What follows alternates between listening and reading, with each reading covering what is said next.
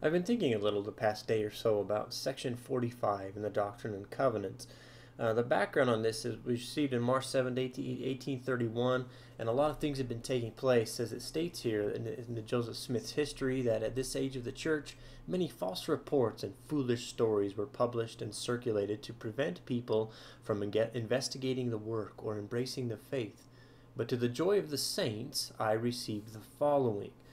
So last week I talked about Christ having the words of eternal life, that his apostles, his disciples turned to him because they said, "Thou hast the words of eternal life." Other people were walking away. They were leaving the work because they realized that, Christ wasn't all about just giving them physical sustenance. He wanted to feed them the bread of life, which comes through the words of life. As it says elsewhere in the scriptures, man cannot live on bread alone, but by every word that proceedeth forth from the mouth of God. So we need to keep that in mind. So here, during amidst all these problems in the church, people are publishing false reports, telling foolish stories and other things. They're using language in ways to lead people away from the truth. Joseph Smith receives the following. He gets these words of eternal life from the mouth of Christ himself. It says here in verse 1, "Hearken, O ye people of my church, to whom the kingdom has been given. Hearken ye, and give ear to him who laid the foundation of the earth, who made the heavens and all the hosts thereof, and by whom all things were made which live and move and have a being." In other words, he says, listen, because I have words that can give you life beyond that which anyone else can. These other stories, these other narratives, they're not life-giving. But my story, the narrative, the story of my kingdom can give you eternal life.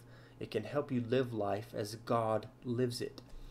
And in verse, he continues on. It says, "And again I say, hearken unto my voice, lest death shall overtake you. In an hour when ye think not, the summer shall be past, and the harvest ended, and your souls not saved." And then he continues further. "Listen to him who is the advocate with the Father, who is pleading your cause before him." So this is a very specific way that Christ is using language for us. Now I've considered, we might think about the atonement as a rhetorical act. It's a way of Christ who is his pleading himself. He has used his body, his unique abilities, his unique position to offer himself to plead our cause before God. Remember that Christ is the Word. And this is the way that he pleads our cause before the Father. Not only with the atonement, but the language he uses before the Father.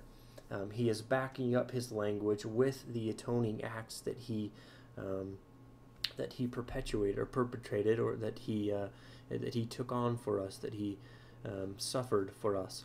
And he continues. These are the words that he says to the Father.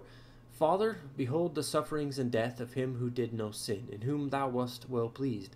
Behold the blood of thy Son, which was shed, and the blood of him whom thou gavest, that thyself might be glorified. Wherefore, Father, spare these my brethren that believe on my name, that they may come unto me and have everlasting life."